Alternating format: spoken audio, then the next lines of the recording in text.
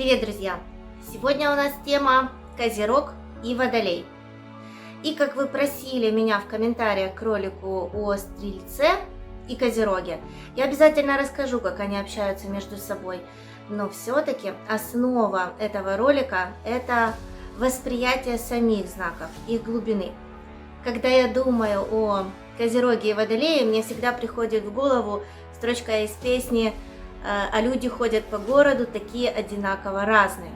И как ни странно, знаки, расположенные по соседству, имеют два одинаковых управителя. Сатурн, который олицетворяет порядок, рамки и ограничения, и Уран, который показывает нам независимость, все новое, дружелюбие, революции и всякие неожиданные события. И оба они являются управителями и Козерога, и Водолея. Только в Козероге первым главным управителем является Сатурн с его ограничениями и структурой, а в Водолее первым управителем является Уран с его независимостью и революциями. Ну и что мы имеем в итоге? Строителя и освободителя? Классику и хай-тек? Свободу и ответственность? Но в нашем мире очевидных очевидностей действительно нет ничего более непохожего. Тем более для большинства очевидно, что свободу мы все очень любим, а вот рамки и ограничения нет. Но в этом ролике я хочу показать вам другую точку зрения, а точнее даже две. Первая из них – это мысль о том, что Сатурн с его ограничениями и рамками более близок к человечеству. А вторая и главное, что вообще-то эти друзья ходят парой, как человек и его тень. Они просто не могут существовать по отдельности. Первую мою мысль о том, что Сатурн ближе к человечеству, подкрепляет сама основа греческой мифологии. Потому что было в начале? В начале было Гея и Уран, небо.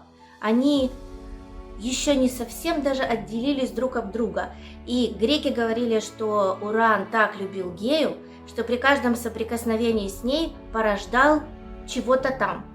Но это чего-то там было такое фантазийное, что получались все время монстры, и сам папа Уран не считал возможным их материализовать, чтобы они жили на Земле, и прятал их в Гею. В конце концов, Гея так измучилась наличием в себе разнообразных чудовищ, что дала своему сыну Сатурну серпик, и тот оскопил Урана, чем прекратил его бурное размножение, и устроил из хаоса первый порядок, который потом трансформировал уже Зевс, который в свою очередь сверг Сатурна с олимпийского пьедестала. Тем самым он наполнил порядок Сатурна жизнью, страстями, стремлениями к экспансии, всем нашим таким человеческим. Но этим он и закончил золотой век человечества. Про этот золотой век есть не только в греческой мифологии. Большинство верований на планете тоскуют о золотом веке человечества. Когда была вечная весна, земля рожала без сева, не было болезней, старости, и не было никакого угнетения, вообще не существовало иерархии.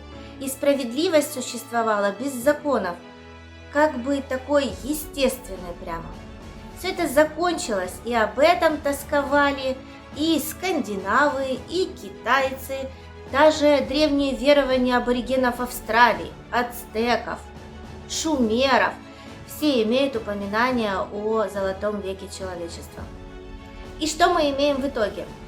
Мы имеем цепочку, в которой сначала был хаос без порядка, Уран, потом порядок без хаоса, Сатурн, и потом такой фьюжн от Зевса, когда и порядок есть, но уже подкрепленный законами, и жизнь есть, страстная человеческая жизнь со стремлениями к экспансии. Но оставим пока Зевса в покое и рассмотрим вот эту первую пару.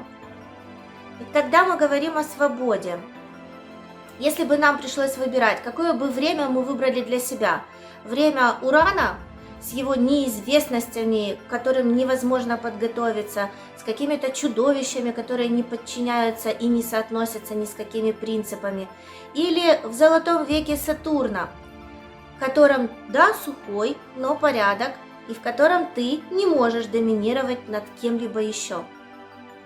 Ответ тут тоже, похоже, напрашивается сам собой, но ведь любой подросток бунтует против своих родителей в пубертатном периоде, пытается разрушить рамки, раздвинуть рамки, чтобы потом начать постепенно создавать свой порядок. На этом, в принципе, основан конфликт поколений, то есть война между Ураном, Сатурном и Зевсом, она зашита прямо в нашей биологии. И тут возникает простой вопрос свободы и ответственности. Ведь принятие свободы – это и принятие ответственности, осознанного понимания ответственности за непричинение зла. Сначала самому себе, потом близким, потом обществу, а потом одного общества другому. И если этого не происходит, дорога ведет к чему? К гибели на самом деле, либо самого человека, либо целого общества. Ведь не зря говорили, что революции порождают чудовищ. Да, героев тоже порождают, но чудовищ в первую очередь. А Платон вообще считал, что хаос и тирания наследуют друг друга. То есть за временем хаоса всегда появится тиран, а тирания и автократия всегда будет решена вопросом революции. То есть крайностей. Потому что хаос, анархия, революция – это крайности Урана, а авторитаризм, диктатура – это крайности Сатурна. Но и в том, и в другом отсутствует одно понятие – мораль, человечность. Поэтому мир должен строиться на какой-то золотой середине между этими двумя понятиями, чтобы и рамки, и порядок был, и дышалось в нем легко. Ну а так как золотая середина, в принципе, в реальной жизни недостижима, то очень глубоко символично было упрятать и Урана, и Сатурна в два сразу знака, расставив акценты именно так, что у Козерога Сатурн, то есть внешне мы имеем такой каменный, основной, такой жесткий порядок, а внутри очень живую, дружелюбную структуру. А в Водолее полностью наоборот. Мы имеем внешнее дружелюбие, независимость и свободу, а внутри кремень. Потому что на самом деле Водолей очень не любит менять свои привычки. Это фиксированный знак. Удивительное зеркало получается, не правда ли? Но и на самом деле мир не может существовать без этой парочки. Он не может просто развиваться. Ну или снова мы будем иметь ветер, бреющий над безбрежным океаном в поисках первой кочки, первой точки опоры.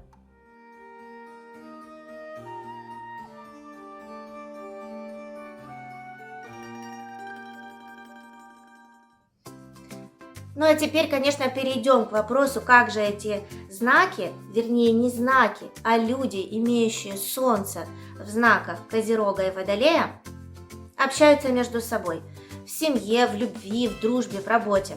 Эффективен ли этот союз? И я вам скажу, что он очень сложный, но и очень эффективный. И сейчас объясню почему. Но сначала стоит отметить один нюанс. На самом деле влюбляемся мы не по Солнцу, а по Марсу и Венере. Ночная наша жизнь проходит вообще по Луне. Общаемся мы друг с другом с помощью Меркурия. И только сознательные решения и сознательные действия провоцируют наше Солнце. И когда знаки находятся рядом, вот эти ближайшие планеты, особенно Меркурий, Венера, они часто попадают в соседние знаки и таким образом дают возможность им увидеть друг друга, потому что астрологическим языком Солнце в соседних знаках не видит друг друга. То есть должен быть кто-то еще, кто поможет им встретиться. Ну а если перевести это на нормальный язык, то получается, что Козерог и Водолей – это как вода и масло, они не смешиваются. Соответственно, какой бы ни был союз этих знаков, это всегда будет союз двух индивидуальностей. Мы никогда не получим какую-то смесь из них. В таких отношениях граница очень четкая, и она хорошо видна внешне. Но если те двое, которые встречаются зачем-либо, тоже видят эту границу и соблюдают ее, ну, на этом союзе можно построить целую вселенную. А если эта граница не соблюдается, пара не сойдется ни в дружбе, ни в бизнесе, ни в любви.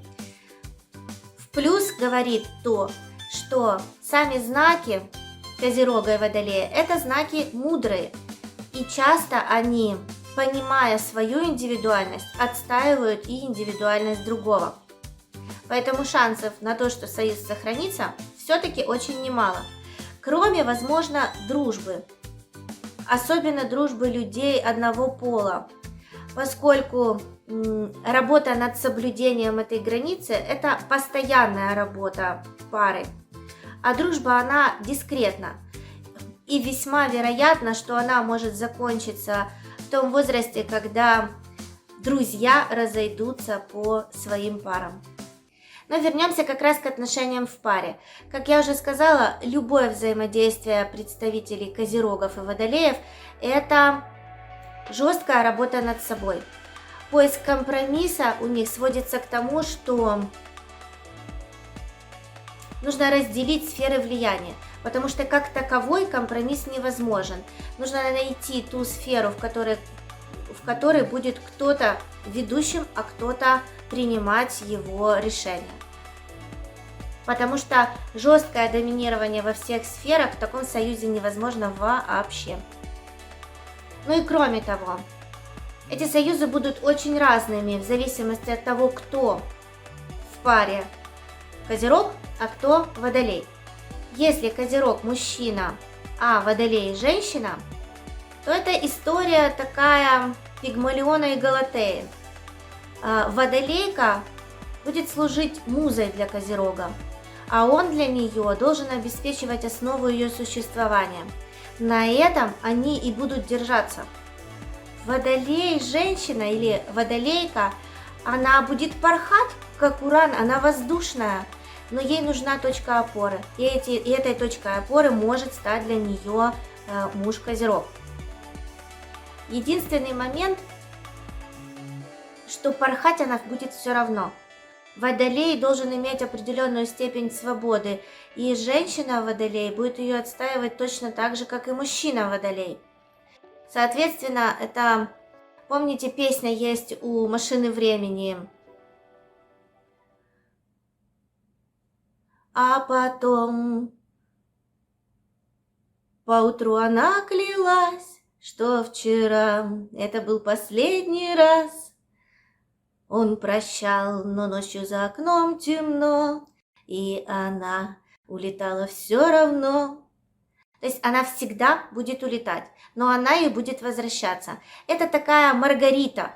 Если он мастер, она вернется всегда. Так что это такой союз гения и музы, можно сказать. Что же получается, если у нас наоборот, Козерог – женщина и Водолей – мужчина? Тут все еще сложнее, потому что знаки активно проявлены. Как мы когда-то говорили в ролике о гендерных значениях знаков, Козерог – это женский знак, а Водолей – мужской. И тут мы имеем полное проявление их природы. И если встречаются зрелые личности, причем не в нашем физическом возрасте, а в астрологическом смысле, те, которые смогут сохранять и блюсти вот эту границу воды и масла, то этот союз будет чрезвычайно эффективным. Он будет как постройка проекта космического корабля.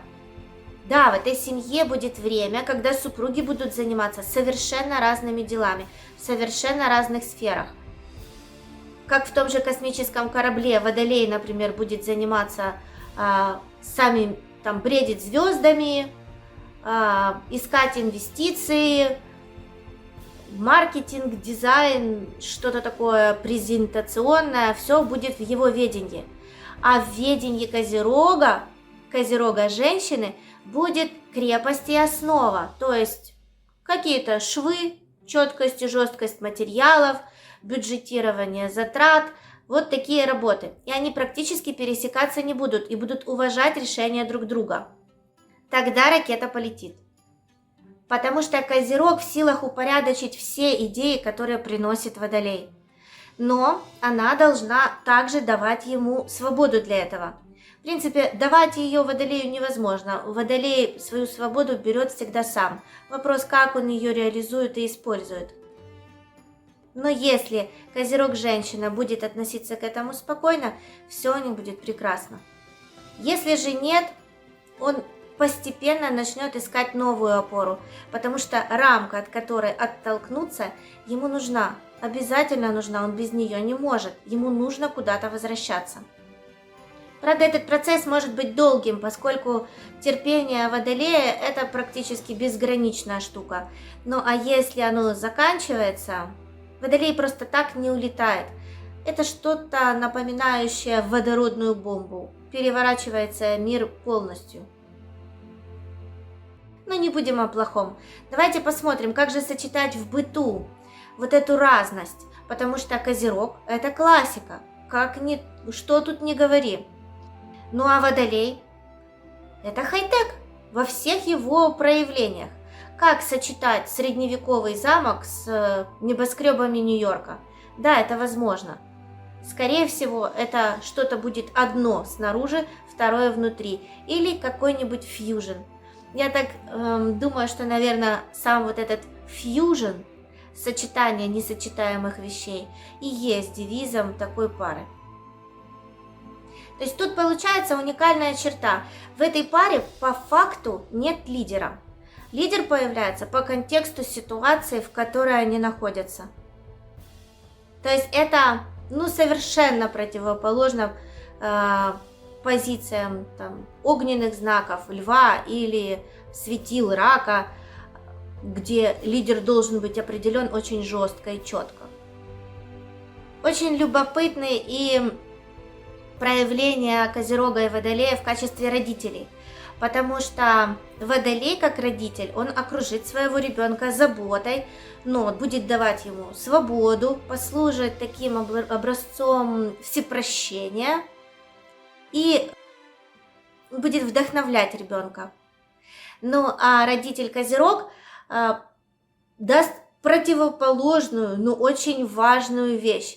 Он сформирует для своего ребенка структуру, четкость, лестницу, найдет мотивацию, будет поддерживать, направлять, но и контролировать. И вот сочетание такого воспитания может дать просто феноменальные результаты.